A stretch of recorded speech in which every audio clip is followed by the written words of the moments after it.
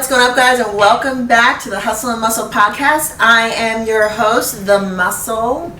And I'm also your host. My name is Chris Graham, and I'm not the muscle, I am the hustle You are of this podcast. definitely not the muscle of the podcast. And we have a very exciting episode because we have an exclusive interview with the man, the myth, the legend, a convicted felon, Lord Philip Braun, everybody.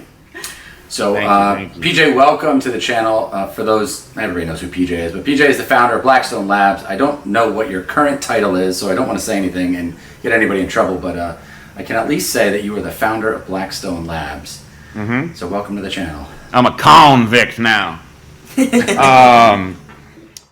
So just so everybody knows, right? Because a lot of people are asking me, "Oh, are you not the CEO of Blackstone Labs anymore?" So in prison, we have a term. It's called bidding, which it basically on the internet is like trolling.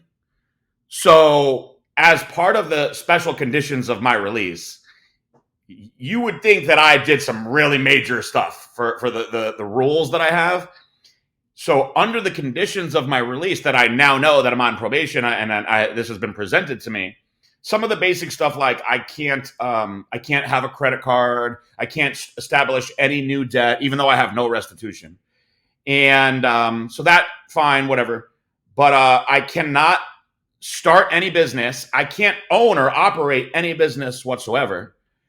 And I cannot work in any way in dietary supplements.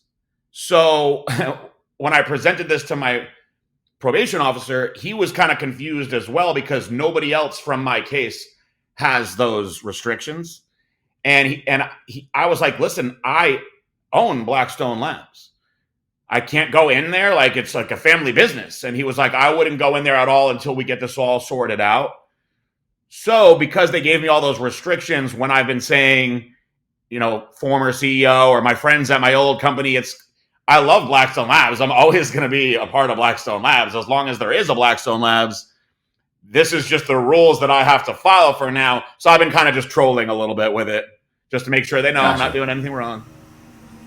Well, I did see that you brought somebody on your social media recently who I thought might have been the new face of Blackstone Labs. Oh, Mr. Jason Genova. yes. So Man, it's so funny. Rumors started circulating pretty quick. As soon as I did that video with Genova, I got the most DMs that I've had since people found out that I got home. They were like, thank you, more videos with my lord, more videos with my lord. And it's funny because I came in to Blackstone Labs after the era of Jason Genova. So I wasn't really familiar with it. And then when we got onto like social media on the Blackstone side, started learning more and more. And then when you went away and I started taking over some of the social media stuff, it's like the comments, especially on YouTube, are ridiculously in favor of Jason Genova. So I'm like, I gotta go back and watch these videos because I missed this whole Jason Genova peak era and everything. So some of the older videos are actually pretty comical. Yeah, you know because you were running the YouTube. So aside from this weird like gay massage video with I think it's like Tristan James and Cody getting a massage, that I think is the number one video on there. But there's a bunch of Genova videos in the top 10. It might be 6 or 7 of the most viewed videos ever on Blackstone Labs or Jason Genova videos. His following, man. It's a very loyal. Yes. It's a very loyal following. His mom came to see me the other day. She's a sweetheart. Oh boy. Yeah. We can leave it at that. So let's back up for those watching this video that are like, wow, you have a convicted felon on your channel. What's this about? For those that don't know, do you want to step back and give a brief?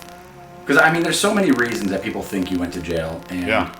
I guess if they just think you did something wrong and you went to jail, then obviously they're right with whatever their thoughts are. So do you want to kind of explain what got you into prison? Sure. So it's funny. I love reading all the comments that people are like, oh, these guys were selling steroids and products.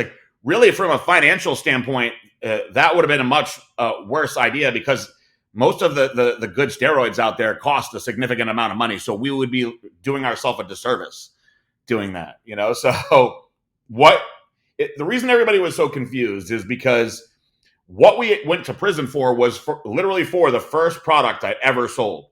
It was a product called Super DMZ 2.0. So the original Super DMZ was a Superdrol product made by Iron Mag Labs. And that was an amazing, Superdrol is an awesome product. Superdrol was eventually classified as an oral steroid, so it was banned. So I used to work for Iron Mag Labs, and Aaron and I were trying to kind of figure out what we wanted to do. I was planning on starting my own thing anyway. And a friend of ours, Anthony Roberts, a very, very brilliant guy, was like, you know that there are so many other great pro hormones out there that nobody is using, and you could use methylstenbolone, you could use dimethazine. These are awesome pro hormones that are totally legal, and will get results close to Superdrol. So I was like, okay. So we wound up, our first product ever was a combination of dimethazine and methylstenbolone. Totally legal. This is 2012 and 13, right? So in 2014, they passed a new law called the Designer Hormone Act, and they banned 25 pro hormones. We were actually selling some of them. Like one of them, Supertrend. Everybody loved that Supertrend product. That was on the list. And we got a letter for those products ordering us to stop selling them. And people may remember me and my old partner, Aaron Singerman, we made this funny video of us like running the products over with the car and saying, it's time to say goodbye. And we ran them over, and we made a video of us throwing them in the trash and stuff. And they actually didn't have dimethazine or methylstenbolone on that list. So we made some calls. I reached out to an attorney that we were using at the time, and he was like, well, they didn't ban it. It's not on the list. They told you what was on the list, and keep on selling it. You're not breaking any rules. Now I will stop myself here. Going back in time, now that I know what I know, I should have asked more people than just taking my first answer that I liked. That was something that I've learned. Yeah. I was like, okay, we're good. Same thing. Singerman was like, oh, hey, let's keep on selling it. So we kept on selling that product for 2 more years. No issues. It was one of our best sellers ever. Everybody loved that product. So it wasn't until we started doing a lot of our manufacturing with high-tech pharmaceuticals where Jared Wheat said he wanted to invest into the company. But what he said was, listen, if I'm going to invest into this company, we are going to do things with 1,3-dimethylamine, which has got a lot of scrutiny. I don't want you guys doing anything with these old pro hormones. They're bad news. They're going to be banned eventually. I have patents on DHEA-based pro hormones. That's the direction we want to go in. And so we agreed to that, and we were like, sure. So he actually invested into the company in December, I believe, of 2017, right? In February, right? So 2 months later, we get raided by the FDA. So bad timing for poor Jared, right? We get raided by the FDA, and they clear out everything in our warehouse without saying why. They didn't say that what they were specifically looking for or anything. We actually thought it was because of our old angel dust, because it had 1,3-dimethylamine in it. So they wouldn't tell us for months and months and months what it was over. They were just saying they were testing all the products, this and that. So finally, this sealed indictment gets unsealed a year and a half later. And really, things didn't start moving along until we actually tried to sue the government for taking all our products, because they almost bankrupted us doing that. It said that they were looking for dimethazine and methylstenbolone. But the crazy thing is, there was none. We stopped selling it. So what they do, this is the way that the government can get you, is if they've put their time and effort into a case and they don't really have like solid stuff yet, they'll hit you with a conspiracy charge, right? And all the conspiracy is, right? And the United States is the only place that does this, is it means you were planning to do something bad. You were planning to break the law. So they grabbed a group of us, myself, Aaron Singerman, my old vice president, David, my first manufacturer, Joey, guys that sold our products. And they said, these guys are all being charged with conspiracy to defraud the government by misbranding supplements. So we were like, no, we weren't. Not guilty. We all pled not guilty. But what happened was, as time's going by, they start individually going after people, right? They start trying to break people down, turn you against each other. It's crazy. They never had any interest in speaking to me at all the whole time. Because later on, when people were like, man, what happened, man? Like, how come you didn't get to work out a deal? I'm like, they didn't want to talk to me. They had no interest in me, So I was going to fight till the end, no matter what. And actually, so was Singerman. We were on the same page, even though me and him had gone our separate ways. He was doing Redcon, I was doing Blackstone. We both were like, listen, man, we weren't breaking any laws. This was not banned when we were selling it. We stopped selling it anyway, and it still wasn't banned. Even when we went to trial, they still weren't banned yet. They finally, while I was gone, they eventually passed a law saying that those products are steroids now. So, did I sell dimethazine and methylstembolone that were considered steroids back then? No. Are they considered steroids now? Yes. So by the law now, I was selling those two products which are considered steroids, but they were not banned back then. And you can ask any meathead, anybody that knows bodybuilding, anybody that's taken steroids, if dimethazine and methylstembolone are considered steroids to them, they're all going to say no. There are pro-hormones that just made that vague new rule with the Designer Hormone Act and said these products should have been on that list.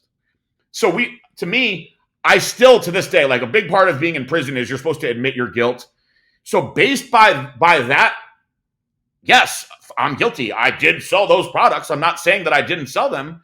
But when we were selling them, beyond a shadow of a doubt, I can tell you they were not banned. So when I was in prison, the people in the prison were like, what are you in here for? And I would explain it to them, and they were like, you can go to jail for that? And I explained to them, I'm actually the first one. They made this new rule for us on these designer hormones as like a new like analog type law. Now, what I'll add to this is there was one guy that didn't work out a deal. So I was the second to last, right? We're getting ready to go to trial. And my attorneys just came to me because we had a group of attorneys, and they were like, look, it's everybody against you now. No matter what you believe, you're going to have to convince a jury that these guys are lying. And I'm like, but I know that I know that I'm right.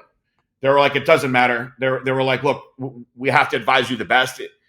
The government is saying they won't speak to you. However, they will agree to a 63 to 77 month guideline. So 5 or 6 years, if you plead not guilty. Otherwise, you're facing 15-year minimum mandatory on intent to cause bodily harm, saying that we were intending to poison people and hurt people, which I knew that we were, there's no way I was going to lose that one.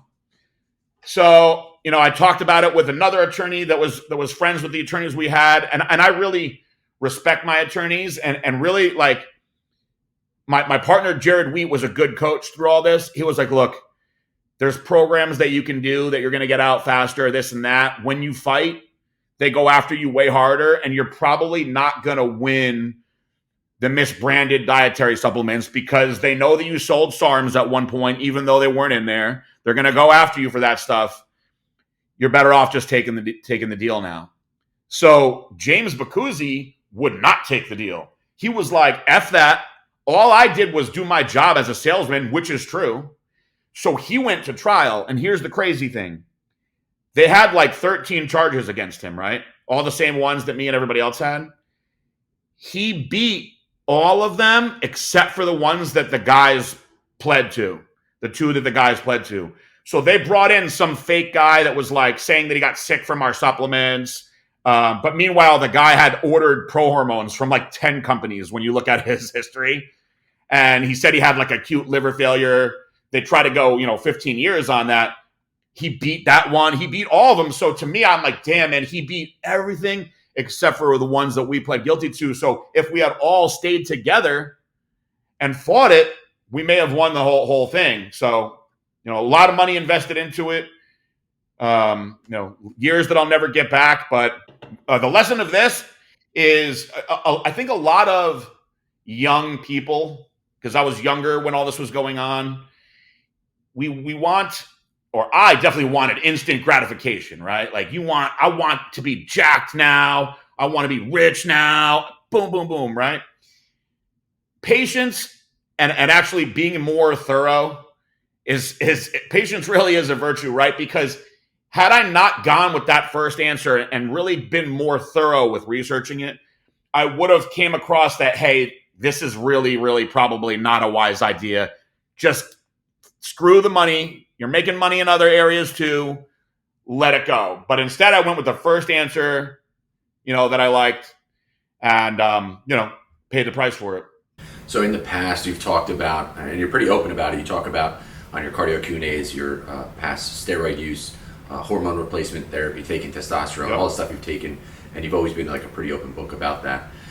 So now you have to go to prison, and you're obviously not allowed to have that stuff with you, or are you? Like, you have prescriptions for, say, testosterone from a doctor.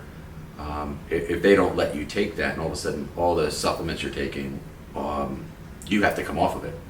What does that do for your hormones, and what is that like when you're stepping into prison and all of a sudden now have to like pretty much detox off everything and try to let your hormones just figure it all out on their own? What's that like? So I would say the first week was really rough, right? Because the attorneys told me, so going up to prison, right? I was on testosterone, growth hormone, and anastrozole, but I was also on lorazepam, 2 milligrams twice a day.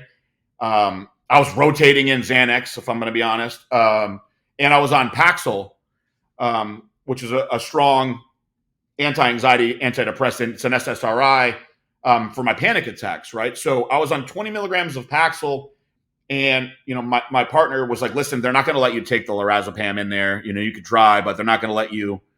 They will let you take the Paxil." So when I got in there, I had notes from my doctors like, he has to be on testosterone because he's got extremely low testosterone. Without it, he's been on it for 20 years. Coming off of it could cause depression and all kinds of other stuff. They did not give a shit.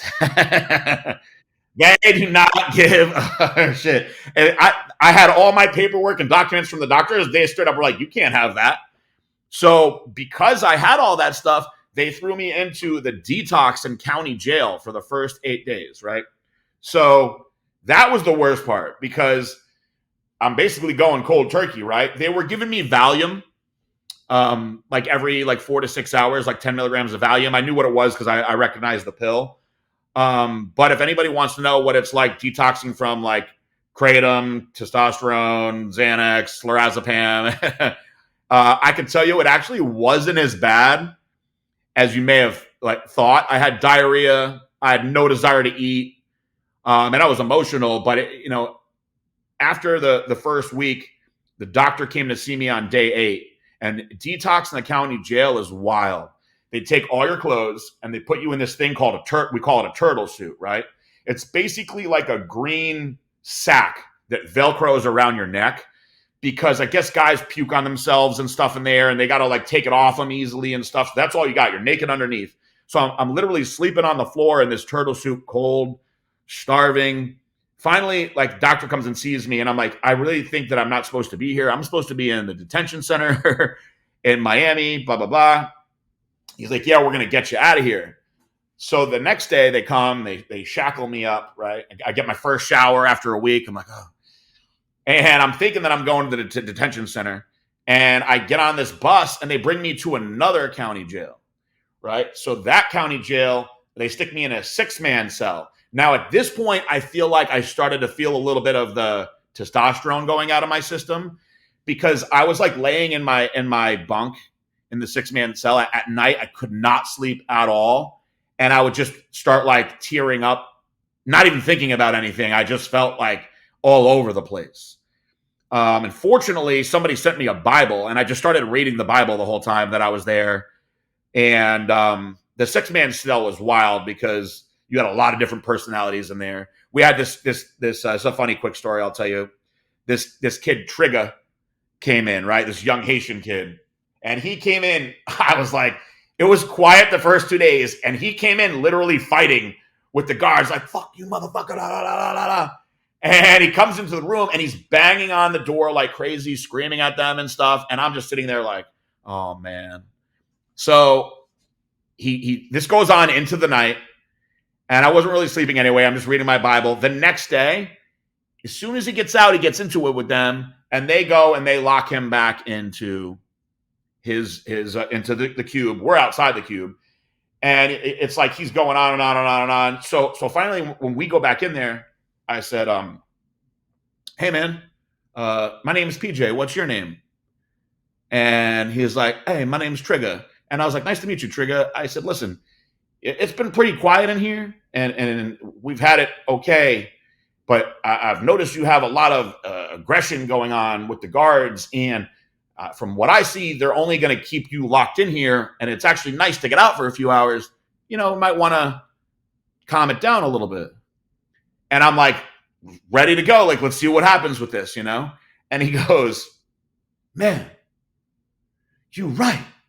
I've been a fucking asshole this whole time. Damn, thank you for saying that to me, man. You're the first person that's ever introduced themselves to me." I couldn't believe it. And then he was cool after that, and he chilled out.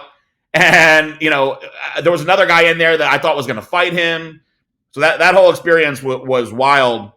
But the Paxil, I was really relying on the Paxil because they actually in prison put me on 40 milligrams of Paxil. They're like, "All right, well, we're going to take you off this other stuff. But since you're coming off of that and you're also coming off the testosterone, we're just going to put you on the max dose of Paxil."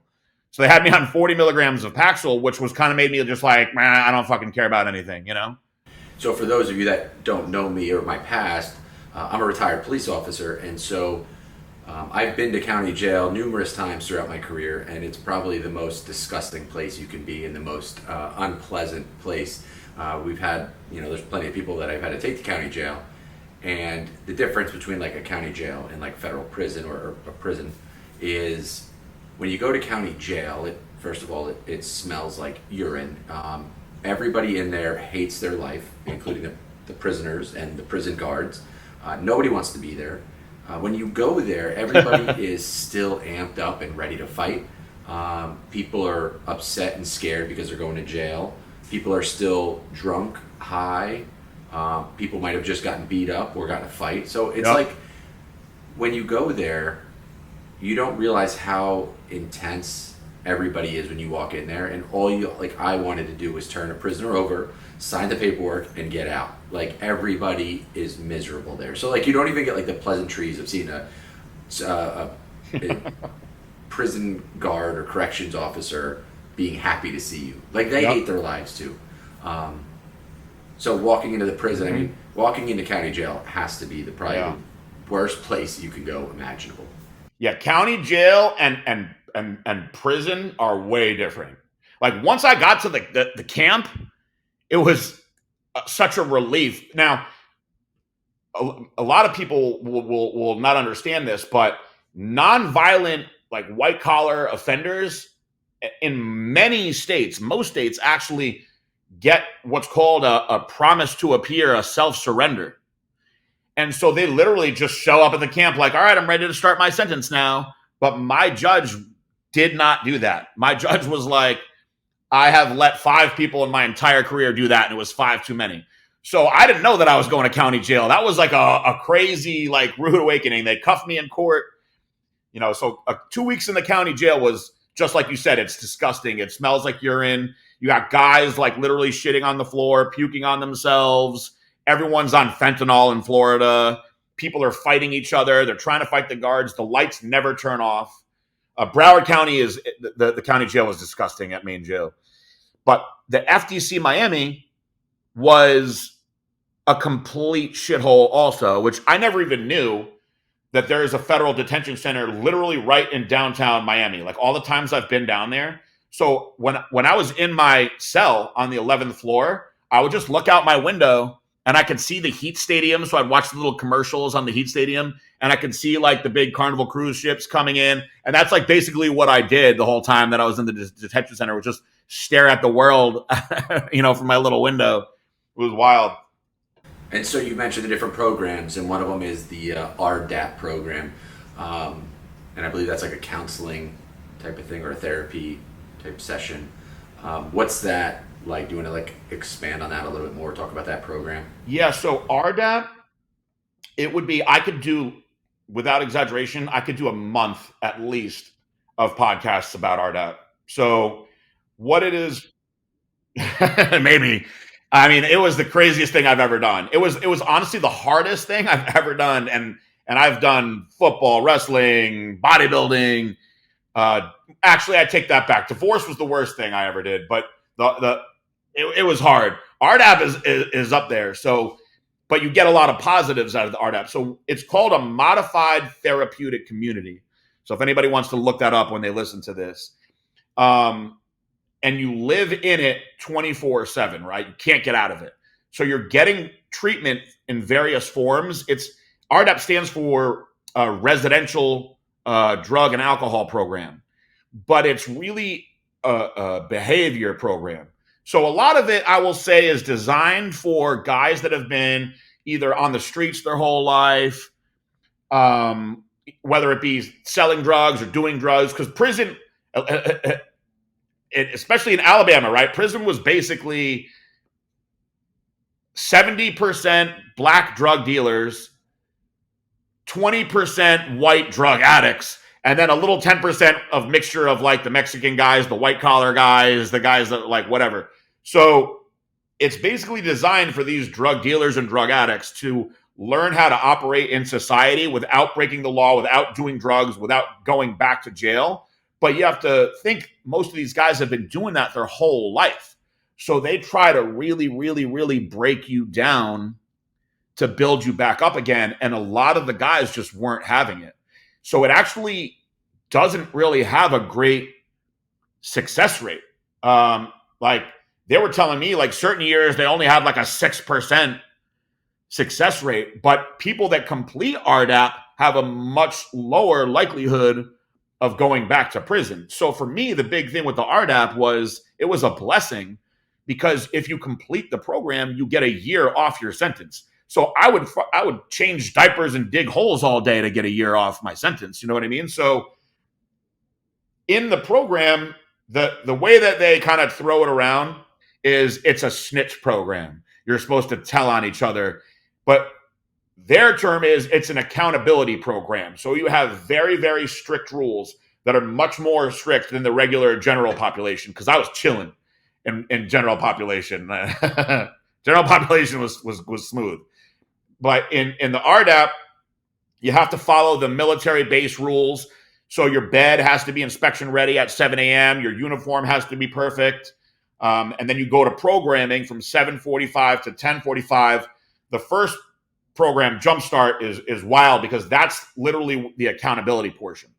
So what people will do is, and it's wild because you wouldn't think grown men would like tell on each other like that, but they get really sucked into the program. You'll be sitting there and they'll be like, good morning, community. My name is Mr. Jones. Mr. Jenkins, I'd like to pull you up today, sir. Mr. Jenkins, I feel concerned today because I saw you smoking a cigarette yesterday. Now, cigarettes are contraband. They're banned. That can get you thrown off the compound. So now everyone's like, damn, you know what I mean? Like they encourage this in the program. So for me, I was like, listen, I'm not telling on anybody. Fuck that. There's no way. But I got told on nonstop for like the first month. I got pulled up over and over again, but everyone kind of like bailed off me because I was just willing to take it all. You know, like a big part of the program is being like receptive to feedback.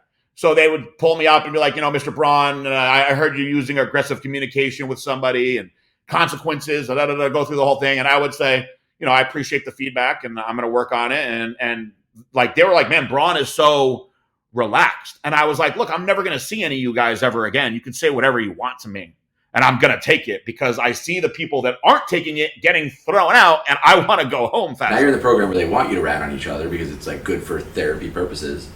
But now you've got to worry about, I just ratted on this person and now I have to go see them in the shower. Like, are they going to stab me with their toothbrush or something along those lines? So I feel like that's got to be a little bit to transition to of like, what's the right thing to do? Because if you finish this program, you get to go home a year early. So I feel like it's such a fine line. Yeah. I can rat on this person because that's what the program wants and I can go home a year early or I'm going to get like murdered in my cell. So, well, God willing, you'd never see them again. So, you do. I actually, I watched a guy And I'm gonna have to tell the story now. I actually watched a guy get set up over and over again because he was telling on people. So they were like putting tobacco in his locker, dropping kites, which is like jail term for basically sending messages to the staff that he was doing bad stuff. And they were searching him all the time, but he was actually protected. They really protected him. They gave him a lot of stuff that other people wouldn't get because he was just telling so much, and they love that. They love the guys that tell in prison. If you're telling, the staff is going to be looking out for you. So it was funny. That guy, man, I'm thinking about that guy now, man. One day he called out 4 guys in one shot. It was so quiet in there. He was like, so-and-so has a phone. So-and-so was dipping yesterday. I saw so-and-so in the ceiling, which was funny. The guy was like, I was just fixing the tile. Like, it was like wild. But the lieutenant came in and he was like, I heard he's been getting harassed. I wish a motherfucker would do something to him while I'm here and see what happens. And so they really protected him there. But, the camp prison is much different than the higher ups. Like, I was in prison with guys that worked their way down, that were in prison for 20 years, worked their way down from the pen. And it's a lot more laid back at the camp than it is at the pen. Like, there's not cars that you got to worry about. So that was another blessing that I didn't really have to deal with any of that. I had one situation when I first got there, and I learned from that situation to do things much differently. So prison is extremely racially separated, and like the stuff that you see in movies and TV, it's like that, but it's even more intense. The most of the blacks hate everybody. Most of the whites hate the blacks. Most of the Mexicans hate the blacks. There's a lot of separation. Like when you go out to the yard, the blacks are all over here, the whites are over here, the redneck guys, whatever. So going into this thing, right? Me, I'm friends with everybody, right? So when I first got there, in the first building that I was in, I made friends with this dude, MP Manpower, that would cut my hair.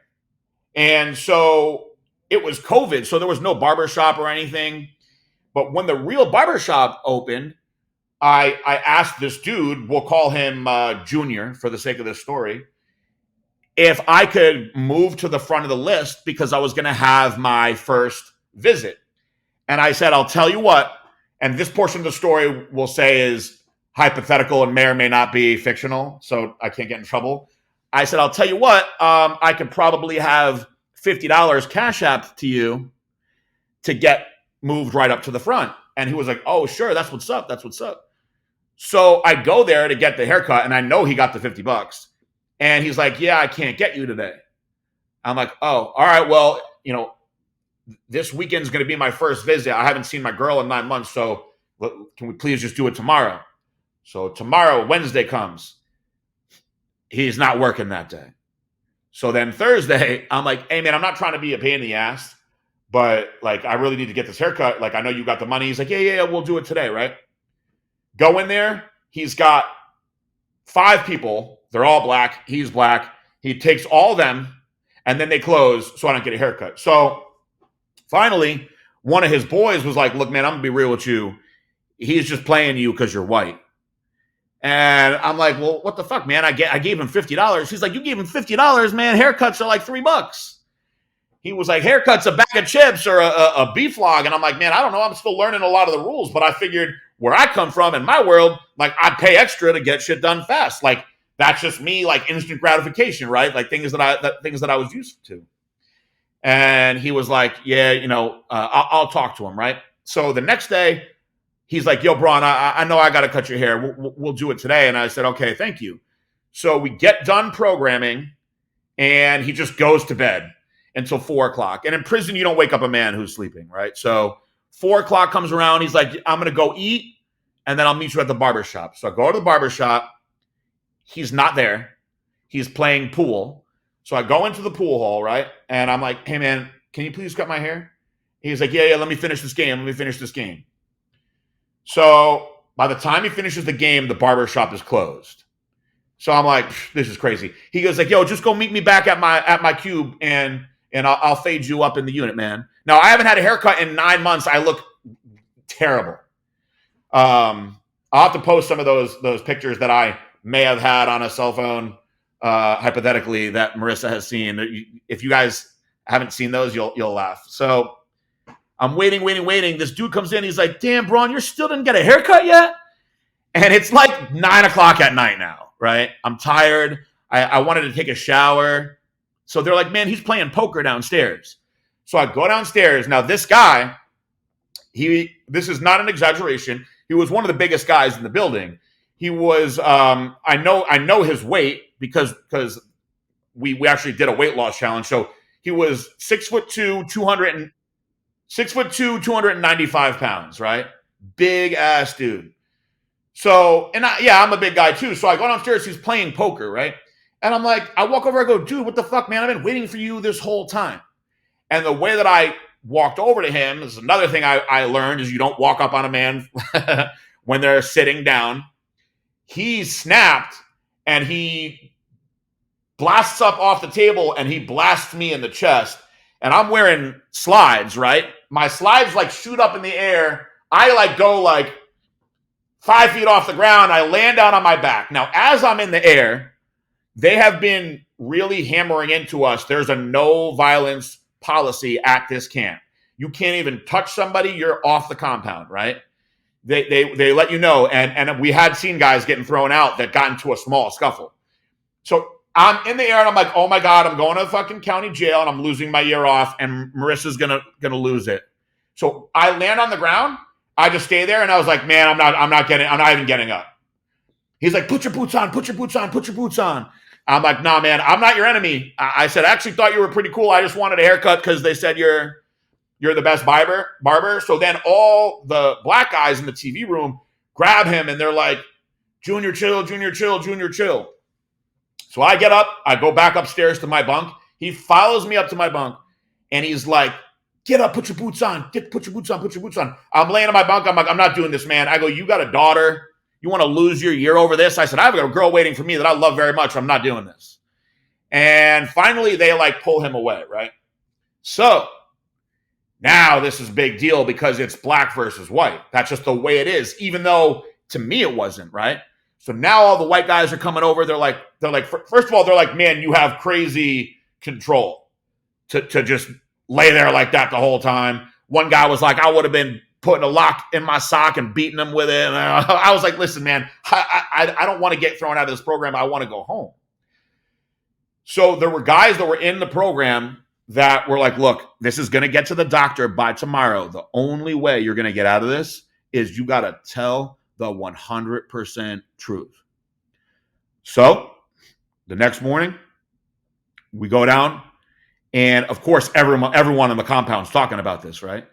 So Jumpstart starts and nobody's saying shit. So finally, the doctor comes in. She was a Spanish lady. She's like, good morning, community.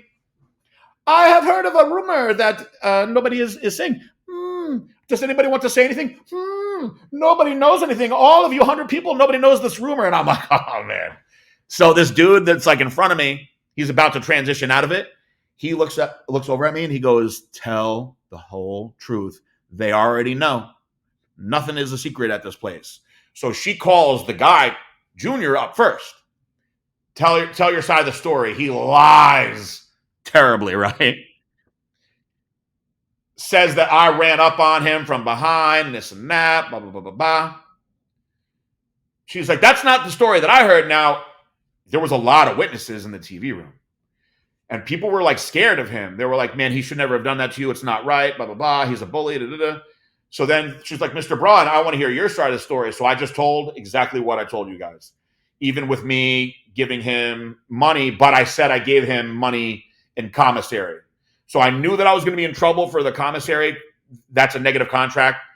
But I wasn't going to be like, yeah, I have a cell phone and I fucking, you know what I mean? I'd be county jail over that. So one of the counselors like, they got to be off the compound. That's violence. But the doctor respected that I just told it like it was. I told it exactly how the witnesses told her. So they send us to the lieutenant's office, right? This was the beginning of wound up being a very beautiful relationship. And I can't say his name because I don't want to get him in trouble. But when I get to the lieutenant's office, they're like, who's going to go first? I'm like, I'll go first. I go into the lieutenant's office, and the lieutenant's like, PJ fucking Braun at my camp. How about that? And he starts telling the other lieutenants, he's like, Google PJ Braun. So they're like Googling me. They're like, that's you? I'm like, I don't know what you guys are looking at. So they're looking at like old bodybuilding pictures of me, and they're like, holy shit. They're like, that guy tried to fight you? They're like, what the hell's wrong with him? And I'm like, he's a big guy too. And so he goes, well, I think what might have happened, Mr. Braun, is you slipped and fell down in the TV room, and everybody was making a commotion about it, but no one actually touched each other. And I was like, he goes, you pick up what I'm putting down? I said, yes, sir. And he goes, will he say that too? I said, yes, sir. He goes, send him in. So I walk out and I go, look, I slipped and fell down. We didn't touch each other. Just go with it. We're going to get out of this. So he comes out like a few minutes later, and the doctor is like, I looked out for you guys because you told the truth. Don't make me regret this. So we're walking back up, and I was like, man, we got really lucky on that, bro. And he was like, man, my bad. You want me to cut your hair right now? I was like, nah, I'm good. So the crazy thing is, right, and this is, there's another lesson in this, right? I saw Marissa the next day for the first time in 9 months. It was the most amazing thing. Like when I saw her, my heart was pounding so hard. I hadn't seen her in so long, and like tears were already in my eyes, and they were already in her eyes. And they're like, no running. And I started running, and they're like, no running. So I was like fast walking. And when we got to each other, we were hugging, and it was like the most amazing thing because we missed each other so much. She was like, your heart is beating so hard. I'm like, I'm just so excited to see you. The next morning, right, one of the counselors was like, so you saw your fiance yesterday. How was it? I said, amazing. He was like, did she talk about your hair? I said, no, just that it was long. He's like, so the haircut didn't matter. And I was like, no. And he was like, think about that for perspective when you start, getting yourself in situations like that. And I was like, yeah, it's a really good point. Like the things. So now, right? This morning, Marissa was like, oh, you haven't had a haircut this week. Do you want me to cut your hair before the podcast? And I was like, nah, it's cool. And she was like, are you sure? And like, because I used to always, before every podcast, every video, I'd always get my haircut. I'm like, honestly, man, like once you go through like not getting a haircut for 9 months and then getting it cut with like a razor blade and a comb and shit, and not even having real clippers, like you just don't even, at least for me, like I don't even like sweat that kind of stuff anymore. I know that you guys aren't going to care about my haircut, and the listeners want to hear what I'm saying. Somebody might be like, maybe he needs a haircut, but it doesn't really matter. No. Yeah, I know. I looked at some of the photos that you sent me last night on Instagram, and I was like, man, he doesn't even like manscape anymore or anything. It's just hair everywhere. So now, man, that was crazy too. After not doing that for a long time, what I had going on down there was pretty freaky. I'm friends with a lot of corrections police officers and stuff like that. I know quite a few of them are pretty jacked. A lot of corrections guys are into bodybuilding, weightlifting. Were any of them like friendly with you? Like any of them like pick your brain? Like, hey PJ, like what kind of supplements are going to help with this, or like what should I take for this? Like I would imagine somebody's got to be picking your brain and trying to like ask you questions. Man, like, how so do I get bigger? How do I get? It's so funny. Half of the corrections officers were fat, mean black girls. The meanest, fattest, nastiest black girls. Although there were some cool ones. Shout out to Miss Bonnie and Miss Gray. But all of the guys were white meatheads, right? So they all freaking knew who I was. At first, I was so worried about that because they'd be like, oh, PJ Braun, and come over and start talking to me. Because then the inmates would be like, man, why are you always talking to the guards? I'm like, they know who I am. And they'd be like, why? What are you, somebody famous or something? And I'm like, I mean, no, but if you are into bodybuilding, you probably know who I am.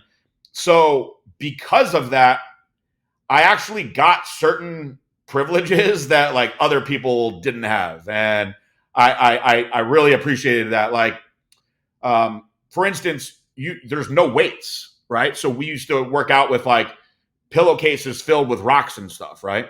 But if you knew the right people to trust, you could get certain things into the compound. And I had a guy who brought me in resistance bands, and I kept them hidden the whole time. And other people that got resistance bands that got caught, they got in a lot of trouble. Man, the guards came. I didn't see them coming. They came out one day when I was working out, and I was caught dead lateral raise with these resistance bands. And I'm just like, I'm just gonna keep on going like nothing's going on. And they're just talking to me. And one of the guys like, hey, have you ever done Tren? And it was funny because he was the most jacked one. And I go, man, I've been looking at you the past couple weeks, and I was like, he must be saucing hard now. He's like, yeah, I've been on it for like 2 weeks.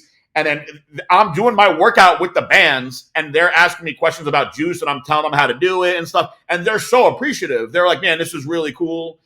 So I was very fortunate in that sense. Whenever they would do shakedowns, most of the time when they would do shakedowns, they'd rip people's cubes apart, and they wouldn't even go in my cube. They'd be like, nah, you're cool, Braun. And I'd be like, good, because I got resistance bands and stuff in here. Like, I might have been able to get Methaquat in somehow, which is really good, especially after being off of everything for a while. And I would have gotten in a lot of trouble for that, hypothetically. So one of your slogans is loyalty is rare. You put that on, your hashtag, you put on your shirts. It's kind of like one of your company mantras. Now, when you went to prison, did you find that most people stayed loyal to you? Did most people drift away? I'm sure you had an idea as to like what might happen while you're gone and not running the company and your customers, your supporters, 26 your months friends, total. your family. Did anything surprise you? Did people become like more loyal or less loyal? Or what did you find when you were gone? And then like when you obviously come out and you can like get back on social media and start seeing things again, like was it how you expected, or was it different than what I you will expected? say, I'm glad that you asked this way, because there's something that I wanted to say that I didn't want to look forced and fake, and now it won't. So my partner told me you're going to find out who your real friends are when you go to prison. And I didn't really know what that meant, but very few people reached out to me while I was in prison. I could probably count it all on my hand. Nick Trigilli, as annoying as people might think he is and think he's a dick and this and that, he checked on me all the time. He put money on my books.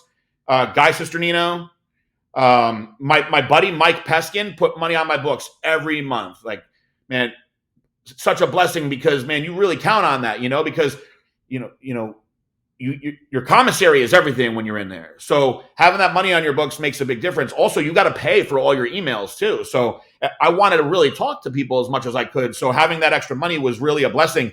But Lauren for She-Hulk was amazing while I was in there. Teresa, who you guys know, my assistant, wrote me written letters every week. They were very ridiculous a lot of the time, but they made me laugh. My buddy Jay Castaldi, that I went to high school with, said he Googled what to write your friend in prison, and he wrote that to me. It was very funny. But I've actually been asked to do a bunch of podcasts already, and I haven't done them yet because I haven't been able to talk about it. But my deal that I made with myself was that if you guys wanted me on your podcast, I wanted to do yours before anybody else, because I know people want to know this story. But you guys were so amazing to me the whole time while I was gone, and amazing to Marissa. And like, people don't get it. It's weird to go from so much to so little, So Marissa would tell me, like, yeah, Jared has been checking on me, but like, I'd ask about other people, and she'd be like, no. But she was like, man, Kristen has been such a good friend. And Chris took over, for the people that don't know, took over my social media for me and ran it for me. He ran it for me so well that I got called to the lieutenant's office because they thought that I was running it. I was like, no, man, I don't have a phone. You can search me. So I wasn't mad at anyone when I came home. People be like, oh man, I wanted to write you, but I didn't know how. And I'm not. I'm really not. Going to prison is a weird thing. But you guys, I love you guys. I already loved you guys so much anyway. But the way that you were with me in there, I would love to log on the computer and have that, whatever you guys wanted to talk about, because it was my connection to the outside world that I missed. So it was so valuable to me. It really was therapeutic for me just to sit down and be able to write to you guys and have that connection, because there was so little of it going on. So what I try to explain to some of my friends is when you have a friend that goes to prison, it's a weird concept and it's a weird thing to kind of process, because in a way, like if your friend's going to go to jail and you don't know how long they're going to be gone, they could be gone 6 months, a year, 2 years, 5 years. Like in your case, you're sentenced to 5 years in prison, but you don't know, like, is he going to go in and maybe somehow get out early? Is he going to be only doing like 1 to 2 years? Is he going to do the full 5 years? Like you have no idea. But we've been obviously friends before you went to prison, and we talked a lot leading up to it. And so what I try to explain to people, I'm like, it's kind of like your friend like temporarily dies. Like they all of a sudden are gone, and you can't speak to them, and you know that they're not dead, and you know you're going to speak to them again someday in the future, but you have no idea when. You don't know, are you going to be able to get on phone calls while they're in prison? Is there going to be an email system set up? Are you going to be able to communicate that much? So it is a weird thing to process, thinking like, hey, I try to tell my friends, I was like, hey, like one of my good friends is going to prison, and they're like, oh man, that sucks. And I'm like, yeah, but it's weird because it's like I don't get to speak to him anymore. If it's somebody that you call or text every day, and all of a sudden you're like, man, I don't know when I'm going to talk to them again. And if they are gone for like 5 years, like we became really close, like when they come out in the next couple of years, are we still going to be friends? Are they still going to feel the same way towards me as I did towards them? Is our friendship going to be like way different? Is it going to be weird? Are they going to have like tattoos on their eyes now? Like, are they going to have a new prison nickname? Are they going to be more sexually attracted to me now? Like, you don't know what's going to change while they're in there. So there is that, like, that process is difficult. So it's difficult, for the other people too involved in you going to prison, like your family, your friends. I mean, it does affect a lot of people. But I think, like, obviously I ran your social media while you were in there, and so you do get to see the people that do stay like loyal to you, like the people that are fans of yours. There's people that, the whole time you're gone, they're still tagging you on posts, they're still messaging you, even though they know that you're probably not going to read it.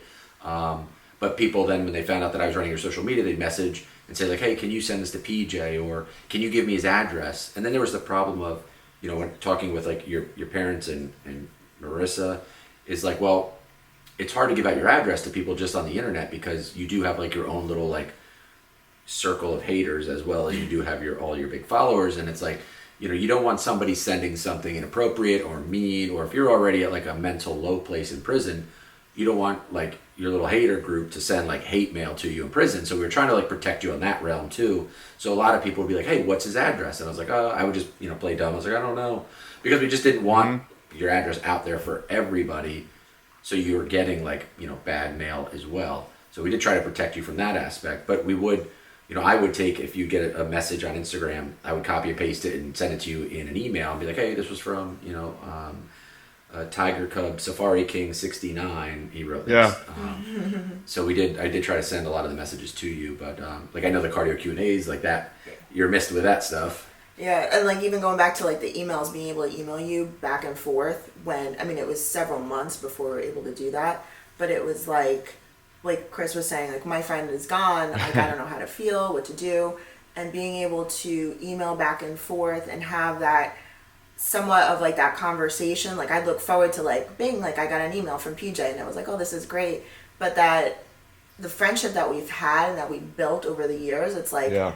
PJ understands when, something exciting happens in my life. And it's like, PJ's a person that I think me and Chris both share that too. Like we bought a Lamborghini and it's like, I want to tell PJ and I can't. And it's like, PJ gets excited. PJ is like that person for us. And it's like, I lost that for so long. And then the emails, it was very helpful for us to communicate and, be in touch. And because you were so missed, it was just nice. It was really nice. Even not having the vocal communication on the phone, just the emails, and just, it's like touch points. And it was really, really nice. Yeah. My favorite part of your Instagram was the DMs. I mean, that was the most insane place to be. But like, especially like the girls that didn't know you were in prison. So you'd have like some random girl that's like, hey, I'll send you a picture of my boobs if you send me a sports bra. And I'd be like, okay. And they'd send the picture and I'd be like, by the way, this isn't PJ. Your sports bra will come in the next 15 minutes. I got a lot of messages when I came home about people saying there's like a void, like there's something missing It's something to do with you, but there's just something missing in the bodybuilding industry, whether it's like the silly, like lighthearted stuff, the cardio Q&As, and I can't wait to get back to doing that stuff. But, it's crazy because even though I was doing the time, like your family and loved ones, they're doing the time with you because you're incomplete now, So like I had a lot of friends um, going through stuff. I mean, like Billy, his wife passed away while I was in prison, right? And Marissa's crying, telling me on the phone, and he's like my little brother, you know. So I felt, first of all, I felt so guilty that I wasn't there to be able to like hug him and be there for him and support him, you know. I felt so bad. I had honestly had to really go through this whole like shame and guilt process when I was in there. I felt terrible that you know Marissa had to go through all this without me, and really Marissa got so strong while I was gone. It's incredible. Like she if it wasn't for her, my time would have been a lot harder. She made sure all my affairs were in order. She held shit down with Blackstone Labs. She made sure that I always had money. And most importantly, she stayed with me the whole time because I'm not exaggerating. 90% of the guys in there, their girls and wives leave them. It's sad. Like I see guys that were married 6 years, 7 years come in crying. Their wife, sent them a letter like, "Hey, I'm divorcing you." So like her strength made me stronger while I was going through that. And I knew like her life is going to be on hold because I'm in freaking prison. And I'm so happy that I'm back with her time. But you can't, people say, "Oh, we got to make up for that time you lost." You can't. You lost that time. So now you got to just make the best of everything that you have going forward. So we're friends with, for those that follow us on social media, that we're friends with Fit Mom Rachel, and her husband Ed is a corrections officer, and he's a vertically challenged, very jacked bodybuilder, and so he had said when we were talking once right before you went, I think it was right after you were sentenced, you were getting ready to go to prison, or you might have just gone to prison, and so we were discussing it, and obviously he has a lot of knowledge, firsthand knowledge, working inside federal, corrections facilities and stuff.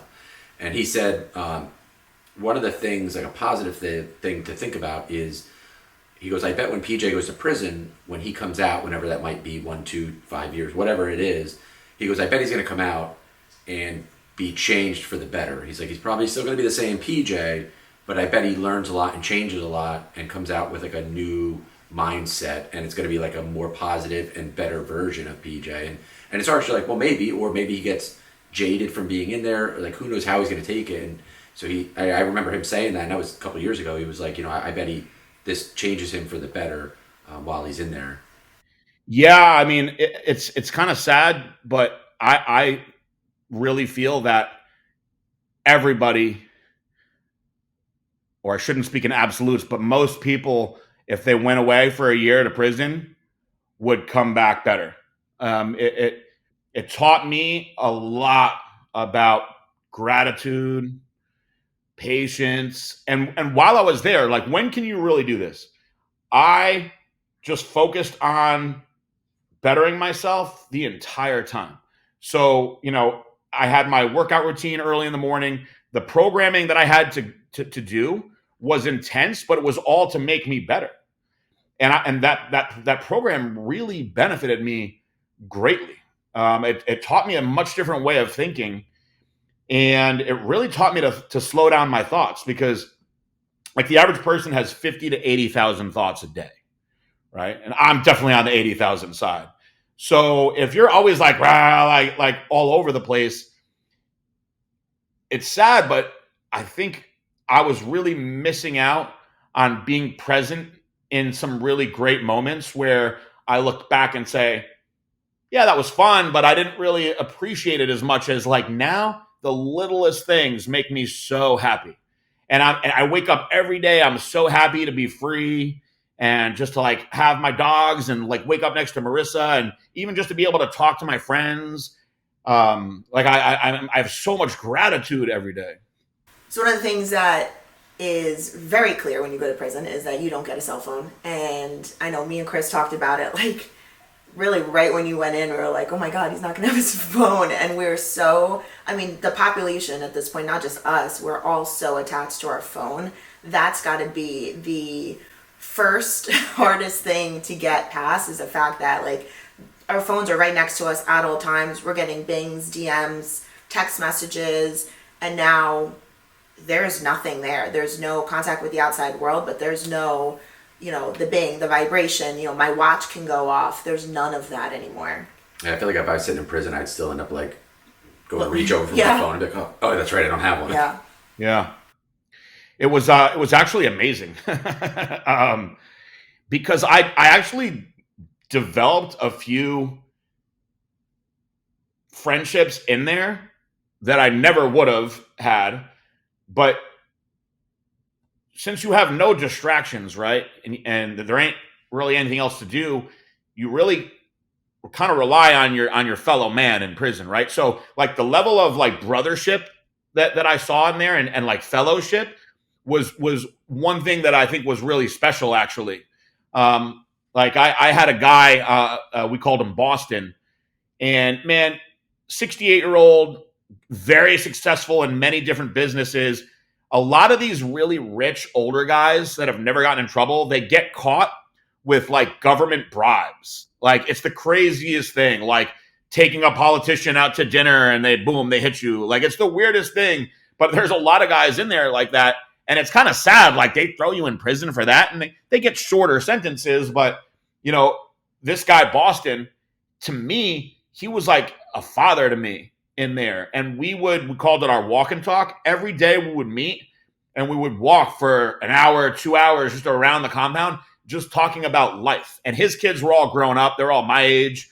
And he was retired, married for a long, long time. And he provided me a lot of great insight. And, I was able to share a lot with him. And like, we had no distractions. We just like relied on each other. So, me and him and another group of guys, like every night at 9:30, we would get together. And this was like, I've talked about this in the articles that I wrote. It was actually one of the coolest things, is completely different guys, black guys, Spanish guys, white guys, old guys, young guys.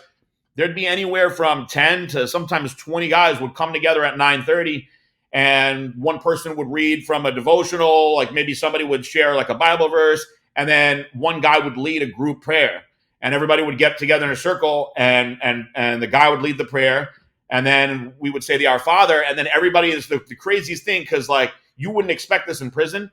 Everybody would go and give each other like a hug, not like a like a prison hug, like a slap five, like little embrace, like bless you, man, bless you. And you go around, and that was like the way that you close out the day every day in there. So like that, all we really had was each other. So you develop these bonds. Like we're not supposed to be talking to each other now that we're out, but there definitely are guys in there that I have made lifelong friendships with, for sure. A couple of guys, absolutely.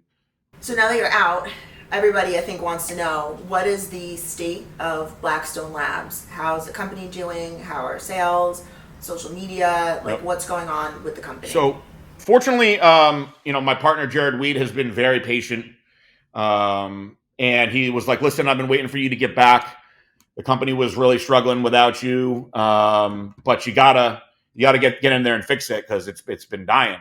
And I see it. When I was at the halfway house, before they told me I couldn't be a part of Blackstone Labs, I did look at everything and see like, ugh, it's worse than I thought it was going to be.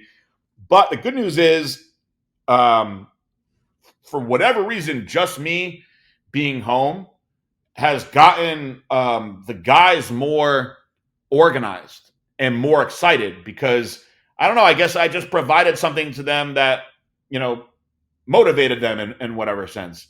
So the company is a smaller company now, but the people that we have are really working hard. So the numbers, from what I understand, are better this year. And as soon as I can get back into it, man, I don't care if I'm packaging the packages, sweeping the warehouse, as long as I can be on social media and start talking about Blackstone Labs like I used to every day, and doing podcasts and having fun and sharing what I love, which is knowledge of, supplements and exercise, then the company will start going right back up to where it was when I left.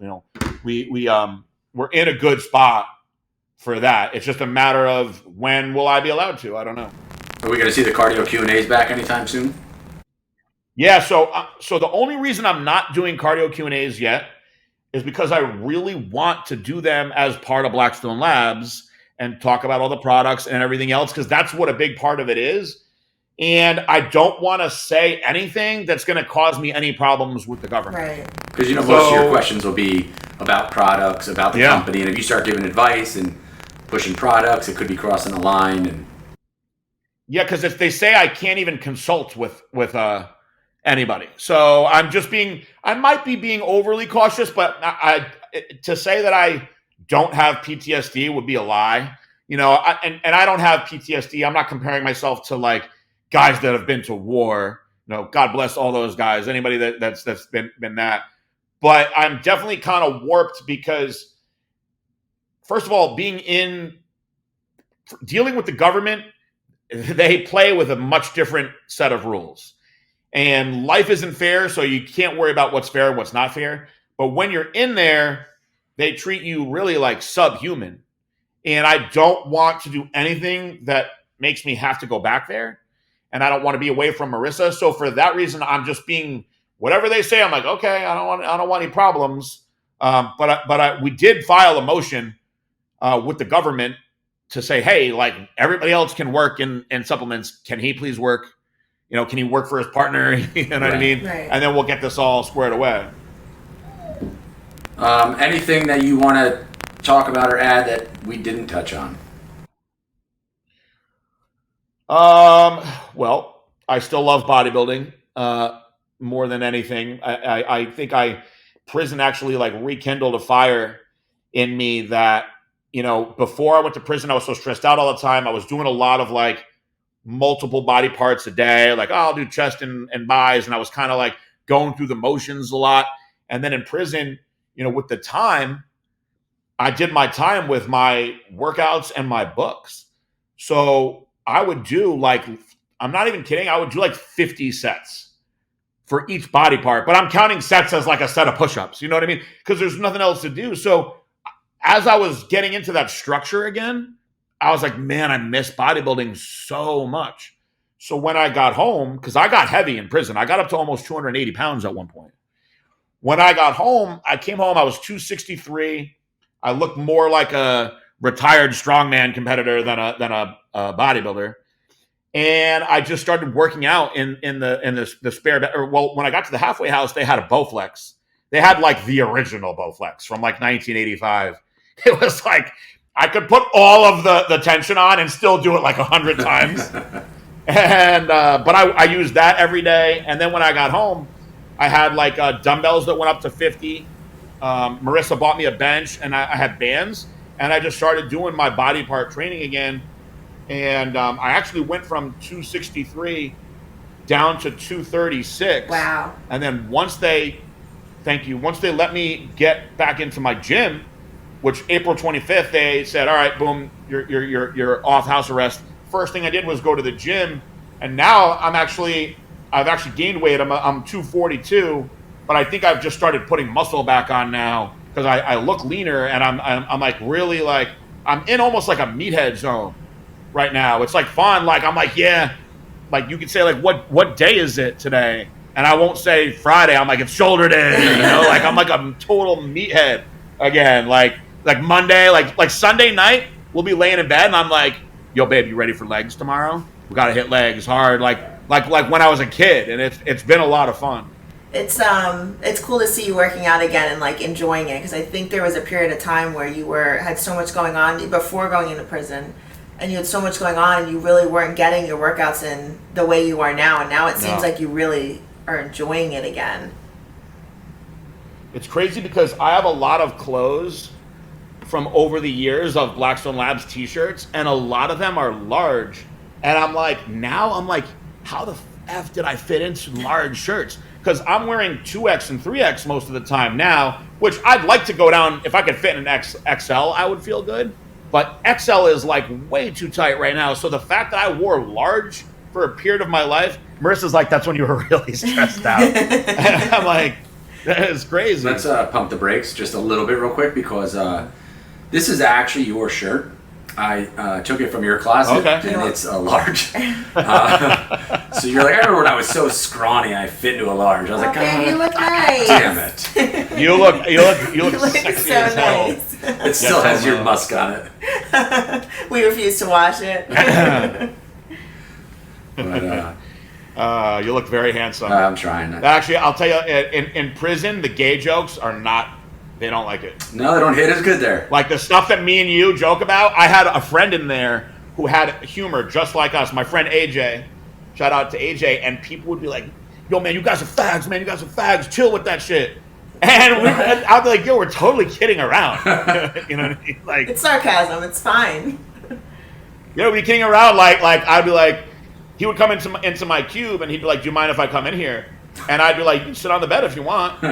And he'd be like, ooh, and he'd come in and he'd sit on the bed with me, and people would be like, yo, you guys sitting in the fucking bunk together? What the fuck is wrong with you? And I'd be like, we're close. What's wrong with that?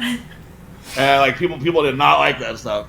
One thing that I did want to touch on, we were texting about this the other day, talking about relationships, and we've talked about this a lot, deleting people from your life, like toxic people. Yeah. Was it the program that helped you? Because you said that it would be easier now to do that when we were talking. Much easier. Is it the RDAT program or just being in prison in general? Yeah.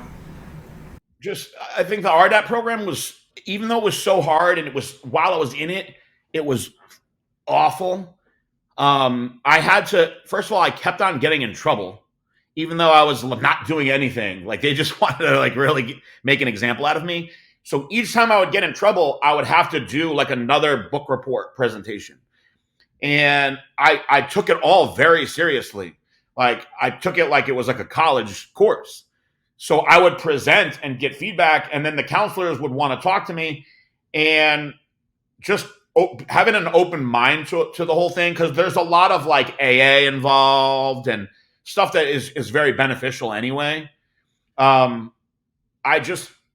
process made me switch how I thought, because life is about, like I'll throw an RDAP term out at you. I think I might have said this to you before. Life is about, you have your 3 C's, right? You've got your conditions, you've got your cognitions, and you've got your choices. And it goes in that order, right? So condition is what's going on around you. A lot of times you can't control that.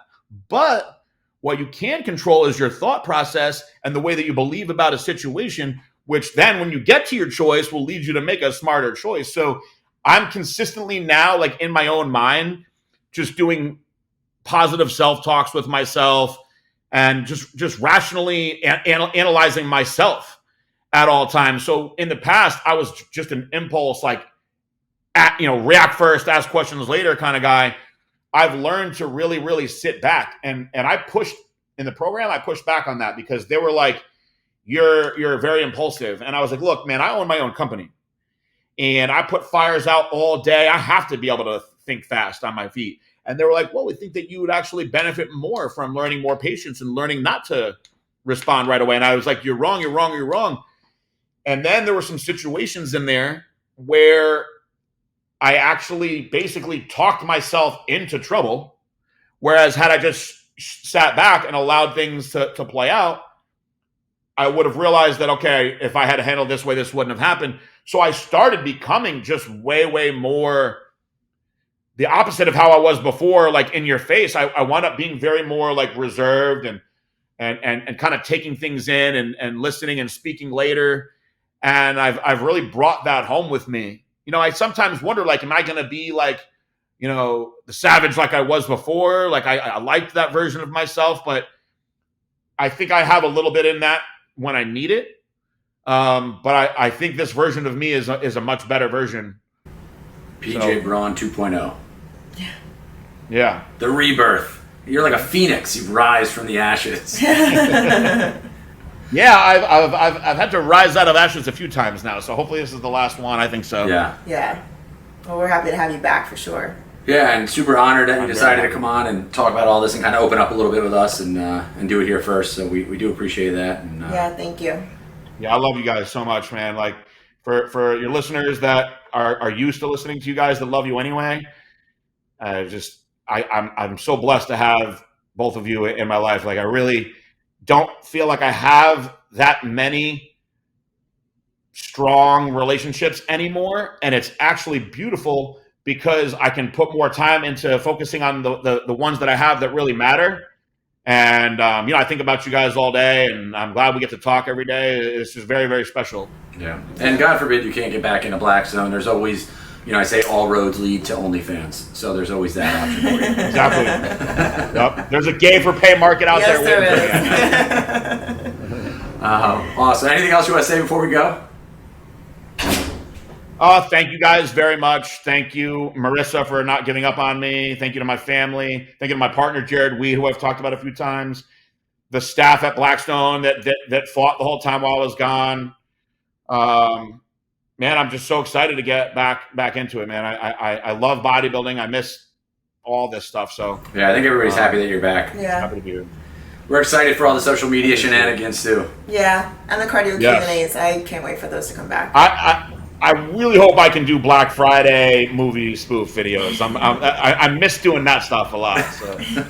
They're just not the same without you. Yeah. No, the little things like that I really miss. Awesome. My head's going to all those like clips now with all the Black Friday sales. All right, guys. Well, thank you guys for tuning in and watching this episode with Lord Philip Braun. He's back, and if you guys have any questions, his Instagram's down below, and so you guys can obviously shoot him DMs, and he is good at getting back to a lot of people. But so that's it. We will catch you guys on the next episode. Yeah. Peace out, everybody. Bye. In the words of PJ Braun.